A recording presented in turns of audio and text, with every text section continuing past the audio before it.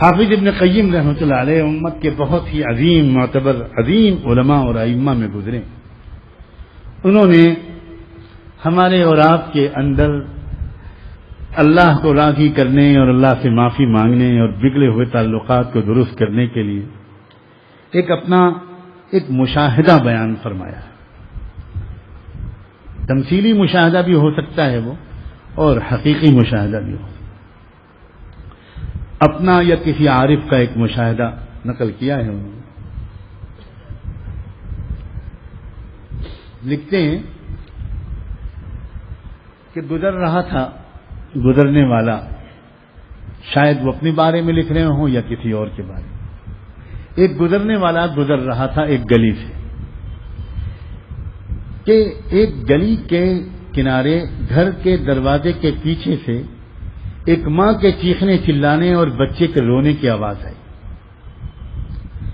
تو گزرنے والا وہیں پر ٹھٹک کے کھڑا ہو گیا کہ یہ کیا ہو رہا ہے. اندر سے آوازیں آ رہی تھیں، ماں بری طرح بچے کو مار رہی تھی، تھپڑ مار رہی تھی، دھکے دے کے گھر سے نکال رہی تھی. نکل جا کمینے ذلیل یہاں سے، تو نے مجھے ذلیل کر کے رکھ دیا، تو نے مجھے رسوا کر دیا، تو نے میرا دل دکھا دیا، تیرے لیے اس گھر میں کوئی جگہ نہیں، نکل جا. بچہ رو رہا تھا، ماں میں کہاں جاؤں، ماں مجھے گھر سے مت نکال، ماں مجھے گھر سے مت نکال. لیکن ماں غصے میں تھی، مارا، دھکے دے کے گھر سے باہر نکال دیا اور دروازہ اندر سے بند کر دیا. گزرنے والا کھڑا دیکھتا رہا کہ بچہ کچھ دیر تک کھڑا روتا رہا روتا رہا روتا رہا روتا رہا روتا رہا. ماں کو پکارتا رہا، لیکن ماں نے دروازہ نہیں کھولا. ماں کے غصے میں کوئی کمی نہیں آئی، اور بچہ بیچارہ نکل گیا کہ اب جاؤں میں کہیں.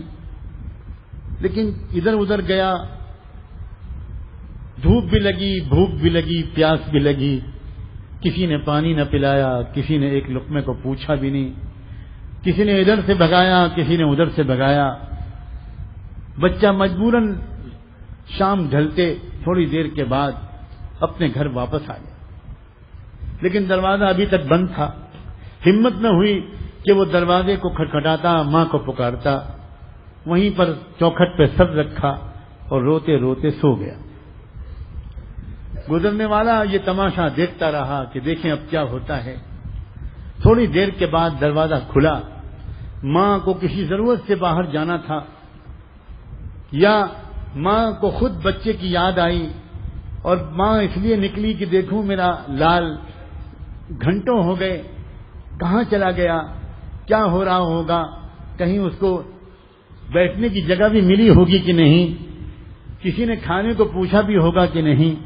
ماں تو پھر ماں ہے. دروازہ کھولا، دیکھا کہ اس کے جگر کا ٹکڑا وہیں چوکٹ پر پڑا سو رہا ہے. ماں نے جلدی سے بچے کو جگایا، اور بچہ ڈرا سہما اٹھا، ماں کی طرف دیکھا، ڈبڈبائی آنکھوں سے. ماں نے جلدی سے اس کو کلیجے سے لگا لیا. بچہ ایک دم اپنی ماں کے قدموں سے لپٹ گیا. اماں اماں اماں مجھے اب مت نکالنا گھر سے، مجھے کہیں باہر ٹھکانا نہیں ملا. ماں مجھے اور لوگ تو مل جائیں گے، مگر مجھے ماں کہاں ملے گی، مجھے تم کہاں ملو گی ماں، ماں مجھے ماں کہیں نہیں ملے گی. اماں مجھے مت نکالنا، میں کہیں نوکری کر کے کما کے کھا تو لوں گا، لیکن ماں تو نہیں ڈھونڈ پاؤں گا. ماں تم صرف ماں، میری اکیلی ماں ہو، مجھے اپنے گھر میں جگہ دے دو. ماں نے جلدی سے اس کو کلیجے سے لگایا اور اپنے گھر لے آئی کہ بیٹا تو بھی کیا بات کہہ رہا ہے، تو بھی صبح سے بھوکا ہے، نہیں جانتا میں نے بھی صبح سے اب تک ایک لقمہ نہیں کھایا، تیرے بغیر میرے حلق سے ایک لقمہ اتر سکتا تھا. جلدی سے بیٹھ. کلیجے سے لگا لیا. ساری نفرت، ساری ناراضگی، سارا غصہ ختم.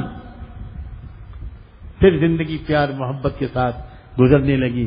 اور اب بچے نے طے کر لیا اب کچھ بھی ہو جائے ماں میں کوئی ایسا کام نہیں کروں گا کہ آپ کو غصہ آئے اور آپ مجھے پھر مار مار کے گھر سے نکال دیں. ایک بار میں بھگت چکا اور مجھے پتہ لگ گیا کہ دنیا کیا چیز ہے اور ماں کیا چیز ہے.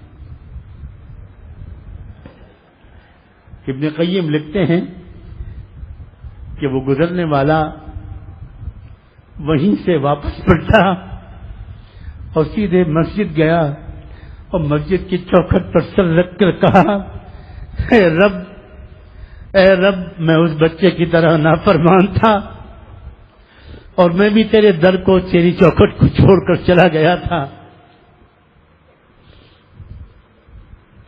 بچے کی طرح واپس آیا ہوں. تو ماں سے زیادہ مہربان ہے. میری خطاؤں کو معاف کر دے, میری خطاؤں کو معاف کر دے, میرے گناہوں کو معاف کر دے. اے بے کسوں کے دستگیر, اے بے کسوں کے دستگیر, اے ٹوٹے دلوں کو تسلی دینے والے, اے بے سہاروں کے سہارا, رحم فرما دے. مجھے در در کے دھکے کھانے سے بچا لے, مجھے در در کے دھکے کھانے سے بچا لے. میں صلح کرنے کے لیے حاضر ہو گیا ہوں. میں روٹھے ہوئے رب کو منانے کے لیے آیا ہوں. پروردگار, آئندہ گناہوں سے پاک صاف زندگی گزارنے والا مجھے بنا دیجئے.